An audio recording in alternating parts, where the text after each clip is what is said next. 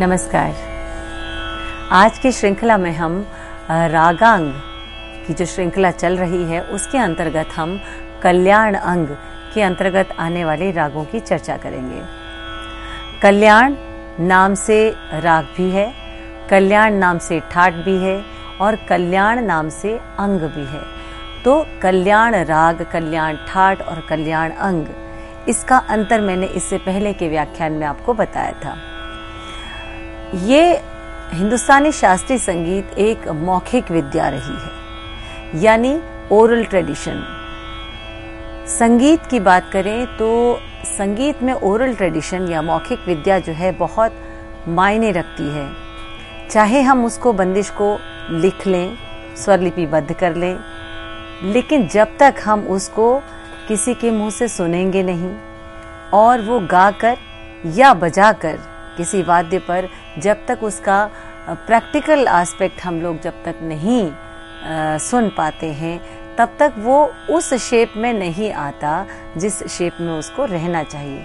यानी हम यदि राग में कहते हैं कि ये कल्याण राग है या ये कल्याण अंग का राग है, तो उसको हम सिर्फ थ्योरेटिकल यदि जान ले कि इसमें नीरे ग मध्यम तीव्र पंचम धनी सा, ये इसका आरोह है और अवरोह है सा नी ध प मध्यम तीव्र और म ग रे सा। यानी कि हम इस प्रकार से यदि कहें तो ये एक शुष्क बात हो जाएगी। इसको यदि हम प्रैक्टिकल वे में क्रियात्मक रूप में यदि हम देखते हैं तो हमें राग समझ में आता है। राग जो है वो जीवंत है। राग को हम ऐसा नहीं कह सकते कि राग जो है वो एक टेक्निकल चीज़ है जिसको सिर्फ गा बजाकर ख़त्म किया जाए। राग अपने आप में एक जीवन है, राग अपने आप में एक जीवंत रूप है। और बात रही हिंदुस्तानी शास्त्रीय संगीत की, तो इसमें इस राग को, किसी भी राग को गाते वक्त जो हमारी कल्पना शक्ति है वो सामने आती है। स्वरों के द्वारा हम राग को सजाते हैं, स्वरों के द्वारा हम राग को एक्सप्लोर करते हैं, यानी हम राग का चलन जो है उसका विस्तार करते हैं राग का। और इस विस्तार को करने के लिए हमें कुछ बातों को जरूर ध्यान में रखना चाहिए। आज के इस व्याख्यान को इस प्रकार से मैंने आरंभ इसलिए किया क्योंकि अक्सर विद्यार्थी जो हैं वो पूछते हैं कि जब हम किसी राग को गाते हैं तो आपने कहा कि इसमें ये अमुक अंग आता है, तो इस अंग का क्या महत्व है। बहुत ही अच्छा प्रश्न है कि इस अंग का क्या महत्व है। अंग का बहुत अधिक महत्व होता है, क्योंकि राग को बनाने में जब हम कहते हैं कि ये कल्याण अंग आता है तो उस राग का स्वरूप, वहाँ पर कल्याण अंग का प्रयोग करने से राग का स्वरूप जो है वो अन्य रागों से अलग होता है और उसका एक बहुत खूबसूरत जो कहा जाए उसका एक आनंद जो हम उससे मिलता है, रंजकता जो है वो उसमें बनकर सामने आती है।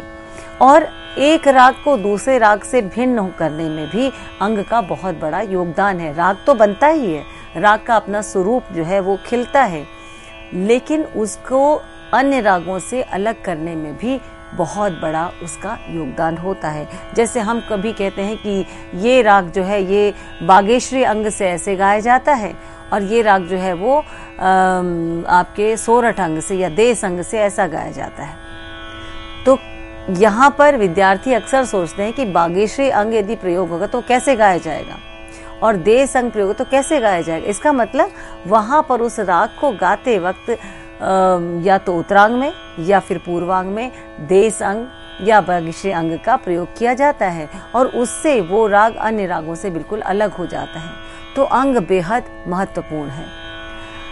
राग कल्याण की जब हम बात करें, कल्याण अंग की बात करें, तो जैसे मैंने आपसे बताया कि कल्याण अंग जो है वो उसमें पंचम और ऋषभ की संगति बहुत ही महत्वपूर्ण है। यानी ये एक मेन तरह से कह दिया जाता है कि ये पंचम और ऋषभ का प्रयोग जो संगति प्रयोग होगी तो ये कल्याण अंग को दर्शाता है। यहाँ पर एक प्रश्न ये भी आ सकता है कि कल्याण राग जो है या राग यमन जिसे हम कहें, एमन कहें, ईमन कहें, उसमें क्या मध्यम का जो प्रयोग होता है, तीव्र मध्यम का प्रयोग, क्या वो कल्याण अंग के अंतर्गत आया? वो रागवाचक है, यानी राग के बारे में बता, राग का मुख्य जो एक क्या कहा जाए कि उसका मुख्य फीचर है। लेकिन वो अंग के अंतर्गत नहीं आएगा, वो अंग अलग है। अंग कैसे? अंग में पंचम और ऋषभ का प्रयोग जो है उसको कल्याण अंग माना जाएगा। कल्याण अंग में और भी चीज़ें आती। कल्याण अंग के जो राग होते हैं उसमें पध सा या पध पसा ये स्वर संगति भी बहुत दिखाई पड़ती है। तो यदि ये स्वर संगति कहीं पर प्रयोग हो रही तो हम कहते हैं कि वो कल्याण अंग झलक रहा है। पध सा कल्याण अंग झलक रहा है। तो इस प्रकार से जो चीज़ें हैं इनको जानना ज़रूरी है।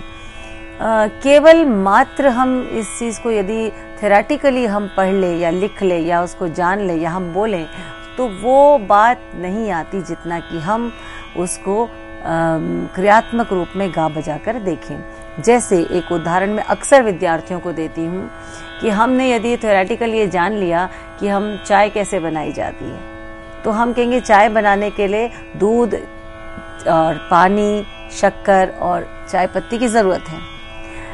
ये कहने मात्र से उसको गर्म किया जाए, जो भी प्रोसेस है उसको हमने बोला, ये कहने मात्र से चाय आपके सामने बनकर हाजिर नहीं होगी। जब आप उसको क्रियात्मक रूप से करेंगे, प्रैक्टिकल रूप से जब आप उसको बनाएंगे, तब आपको उसको बनाने की विधि या चाय तैयार होकर प्रत्यक्ष रूप में सामने आ रही है। अब वो जितना आप उसको बनाने का अभ्यास करेंगे उतनी अच्छी चाय आपकी बनेगी। ये तो मैंने एक दैनिक हमारी जो दिनचर्या है उसका उदाहरण आपको दिया है, क्योंकि हम जैसे कहते हैं राग जीवंत है, तो जब हम अपने जीवन की कुछ चीज़ों से उसको जोड़ें तो शायद वो और अधिक आसान तरीके से समझ में आएगा। तो अब हम कल्याण अंग की बात कर रहे थे। कल्याण अंग के बारे में मैंने आपको विस्तार से पहले ही बताया है। आज हम कल्याण अंग के अंतर्गत कुछ रागों को लेंगे, जिसमें कि राग यमन कल्याण या एमन कल्याण, उसकी व्याख्या करेंगे, उसकी कुछ बंदिशें बताएंगे।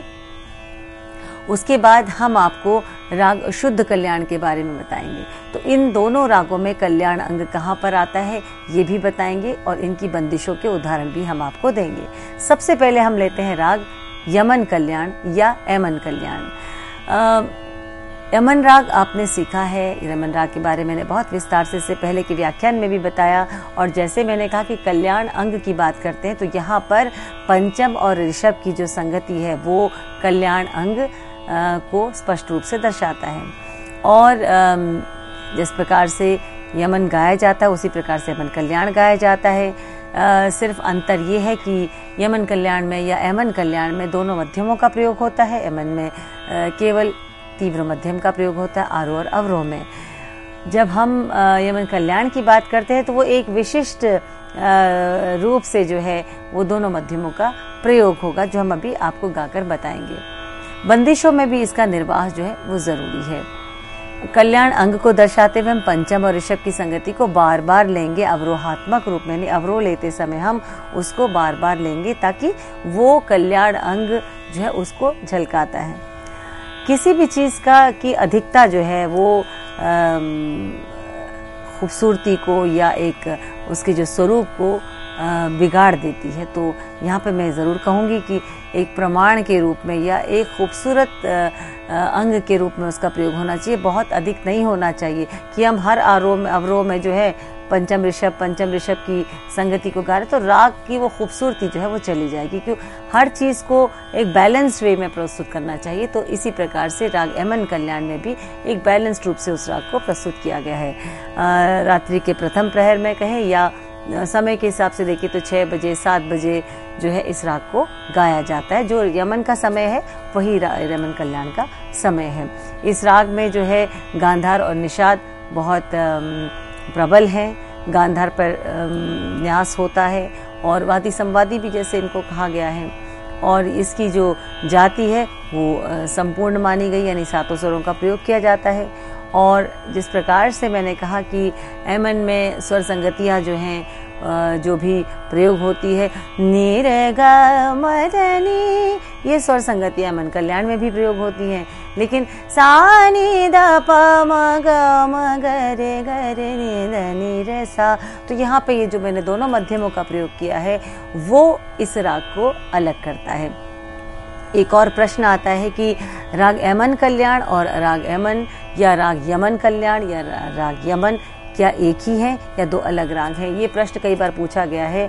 पंडित भातखंडे जी ने भी क्रमिक पुस्तक मालिका के दूसरे भाग में यमन और यमन कल्याण को एक ही उसमें रखा है, यमन के अंतर्गत ही उसकी व्याख्या की है। लेकिन श्रीमल लक्ष्य संगीतम में उन्होंने ये कहा है कि कल्याण ठाट के अंतर्गत जो है राग एमन कल्याण, वहाँ एमन शब्द का प्रयोग हुआ है, राग एमन कल्याण नाम का जो है वो राग कल्याण अंग के अंतर्गत आता है, ऐसा उन्होंने कहा है। कल्याण ठाट के अंतर्गत भी उसका वर्णन किया है।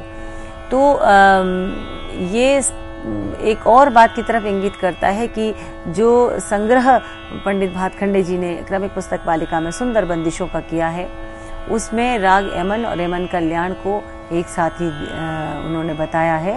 तो शायद मैं ये भी समझ सकती हूँ कि अंतर तो बिल्कुल नज़र आता है कि दोनों मध्यमों का प्रयोग करना, हमें इसको इसी दृष्टि से लेना चाहिए कि जब हम राग एमन गा रहे हैं तो उसमें हमें शुद्ध मध्यम का प्रयोग जो है वो नहीं करना चाहिए, और राग एमन कल्याण गा रहे हैं तो दोनों मध्यमों का हमें प्रयोग करना चाहिए, क्योंकि विद्यार्थी के रूप में हमें राग को समझकर राग के अंतर को हमें देखना चाहिए।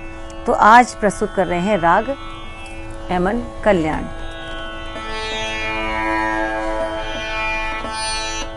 राग एमन कल्याण में गंधार बहुत महत्वपूर्ण स्वर है, गंधार और निषाद बहुत महत्वपूर्ण है। जैसे मैंने बताया कि इसकी जाति जो है वो संपूर्ण है, इसको रात्रि के प्रथम प्रहर में इसको गाया बजाया जाता है, और एमन की ही तरह बहुत ही खूबसूरत राग है, तीनों सप्तकों में इसका चलन होता है।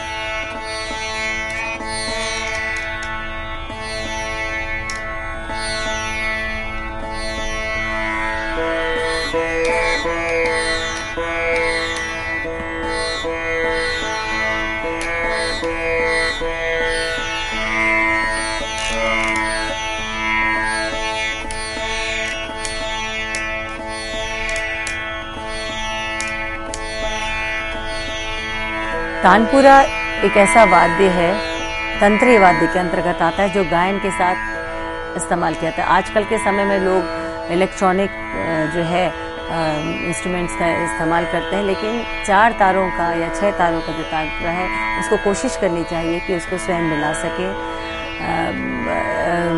गर्म या कहीं बिजली का या लाइट्स का भी उसके तारों पर बहुत असर होता है, बहुत सेंसिटिव होता है, लेकिन तानपुरा आपकी आवाज़ का सबसे घनिष्ठ मित्र है, जो आपकी आवाज़ की कमियों को खुलकर आपके सामने बताता है।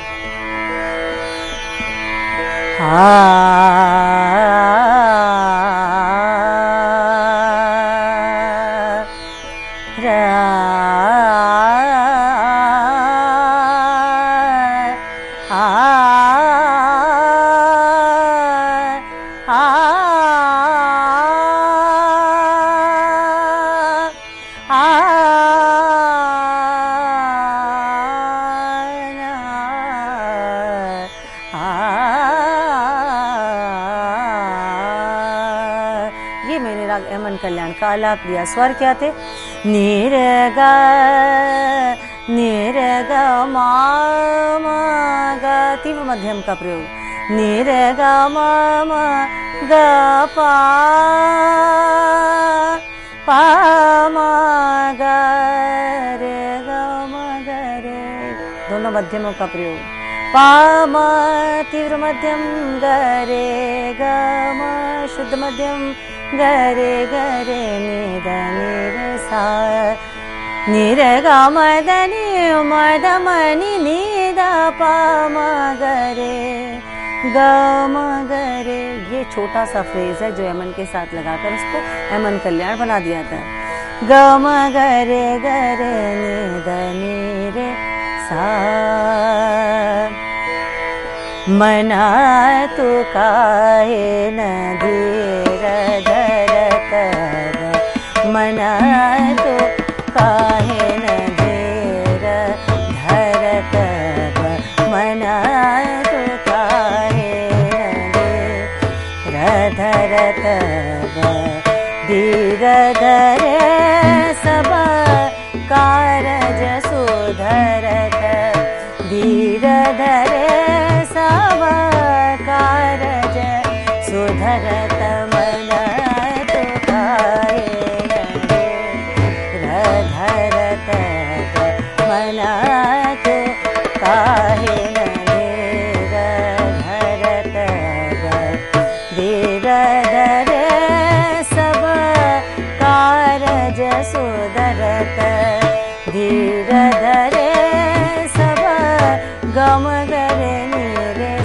समन तो काहे न नीर धरत मन तो काहे न दे मन तो काहे न जाके सर रघुनाथ विराजत जाके सर रघुनाथ विराजत वाके सब ही कारज साधत वाके सब ही कारज साधत तुलसीदास रघुनाथ कृपा तो तुलसीदास रघुनाथ कृपा ते विघन सब टरत मन तो काहे न दे धरत मन तो काहे न दे। बंदिश में भी दोनों मध्यमों का जो प्रयोग किया गया है वो एमन कल्याण की जो विशिष्टता है उसको सामने दर्शाता है। मन तो काहे न दे धरत धीर धरे सब कारज सुधरत धीर धरे सब गम गरे निरे सा धीर धरे सब कारज सुधरत मन तो काहे न धीर धरत मन तो काहे न धीर धरत मन तो काहे न दे। जब हम किसी राग को गाते हैं तो अक्सर ये प्रश्न विद्यार्थियों के मन में आता है कि ये बोल कैसे बनाए जाते हैं। जैसे मैंने कहा मन तो काहे न दे राधा राधा मन तो काहे न धीरा धराता मन तो काहे न दे। ताल पक्ष का ध्यान रखना है कि 16 मात्रा की ताल चल रही है तो उसका एक सर्कल या हम ताल को हमें अपने माइंड में वो रखना है, ताल का क्रम।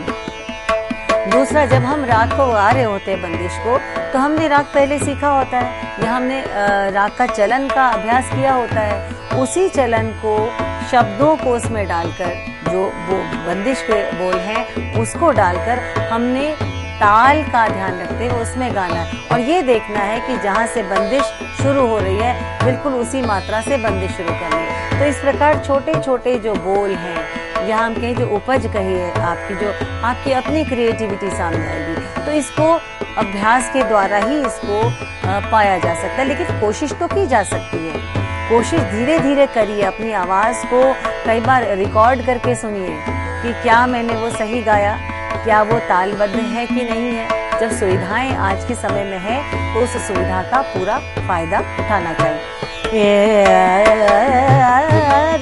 मन तो काहे ना, मन तो काहे न दे।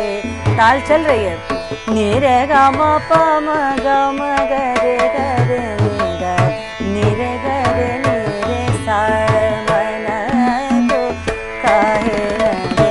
पा म ग रे ग म ग पा, न्यास का स्वर है पंचम, नी रे ग नी ग नी रे ग नी रे रे ग नी रे नी ग ग नी रे ग। नमन की का चलन है, नी रे ग म म नी रे ग म ग पा पा पा म ग, बिल्कुल अमन चलेगा, पा म ग रे ग म ग रे, यहाँ पर शुद्ध मध्यम का इस्तेमाल हो गया, ग म ग रे नी ग रे सा, मन तो काहे न दे।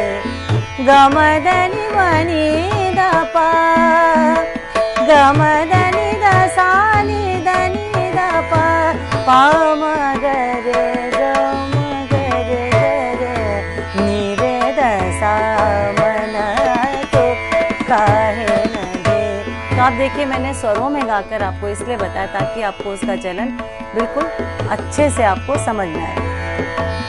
पमगर समन तो काहे नीरे गम पम गम धनि निधा पम गम गर मन तो काहे गम धनि रे सा निधा पम गम गर नीरे समन तो काहे नीरे ग रे सा नीरे गम पम गम धनि मद मनि ध प नि नि ध प म ध प म ग रे गम पम ग रे गम ग रे ग रे नीरे समन तो काहे न दे धरत मन तो काहे न मन तो काहे न मन तो काहे न दे रत। तो ये एक उदाहरण के तौर पे मैंने आपको बंदिश बताई कि उसका कहाँ पर किस प्रकार से आप उसका चलन दिखाते हुए दोनों मध्यमों का प्रयोग करते हुए उसको गाएं। अब आपका प्रश्न होगा कि इस बंदिश को गाते हुए मैंने कल्याण अंग कहाँ दिखाया या कल्याण अंग आपको समझ में आया कि नहीं। अब देखिए इसी बंदिश में मन तो काहे न दे धरत निरे गम प गम ग प गम धनि नि ध प म गम ग रे पार सा निरे गम ग निरे गम प म ग रे गम प म ग परे रे सा मन तो काहे न गम धनि रे सा नि धनि ध प म ग रे गम ग रे गम परे सारे समन तो काहे न दे। हमने कल्याण अंग का उतना ही प्रयोग करना है जो कि राग की खूबसूरती को बढ़ाए। ये नहीं कि वो बार बार आकर वो अपनी इतनी प्रेजेंस दिखा रहा है सामने कि वो राग को कहीं और लेकर जा रही है। राग का जो भाव है उसमें किसी प्रकार से विकार आए या राग जो कहना चाहता है, जो राग का असली स्वरूप है उसमें कुछ अलग नजर आए। तो ऐसा नहीं, हर चीज़ का एक अंदाज या एक प्रमाण कहें, एक लिमिट होती है किसी भी चीज़ की, तो एक लिमिट में ही उसका इस्तेमाल होना चाहिए। एक अन्य बंदिश में आपको बताती हूँ जो 3 ताल में ही है और देखिए उसका थोड़ा सा लय जो है वो बढ़ी हुई है।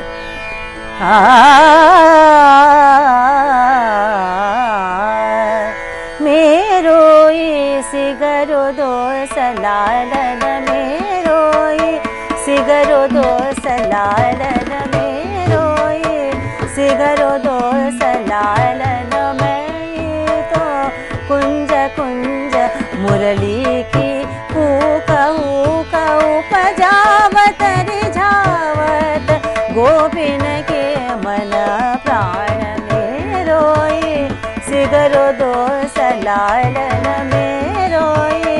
आप देखिए कि जो दोनों मध्यमों का प्रयोग जो है, जो अमन कल्याण की खासियत है, वो इस बंदिश के पहले ही पंक्ति में आ रही। दिन दा धा दिन दा दिन दा धा दिन मेरो सिगरो दो सलालन मेरो सिगरो दो सलालन में तो कुंज कुंज मुरली की हूक मुरली सी हूक उपजावत रिझावत गोपिन के मन प्राण प्राण मेरो सिगरो दो सलालन मैं तो कुंज कुंज मुरली की हूक उपजावत रिझावत गोपिन के मन प्राण मेरो सिगरो दो सलालन। तुम तो बड़े अजान गो तुम तो बड़े अजान तुम तो बड़े अजान पद पसा, ये भी इसमें इस्तेमाल हुआ है जो कि कल्याण अंग की खासियत को बताता है।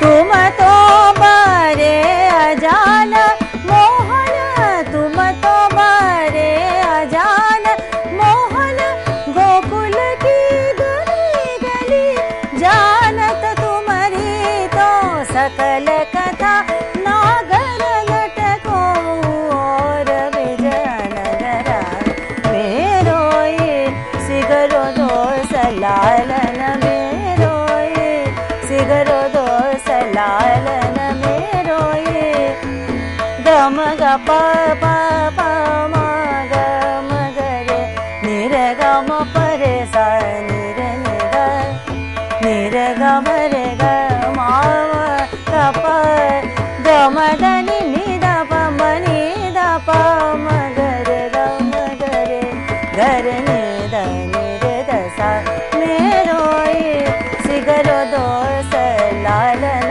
लालन लालन मेरो ये गमदनि दसा मदनि दसा सानि दनि दप पसानि दनि दप गम गप मगर गमगर पार सा निर गम प मेरो ये सिगरो दो सलालन मेरो ये सिगरो दो सलालन मेरो ये अर मेरो ये सिगरो दो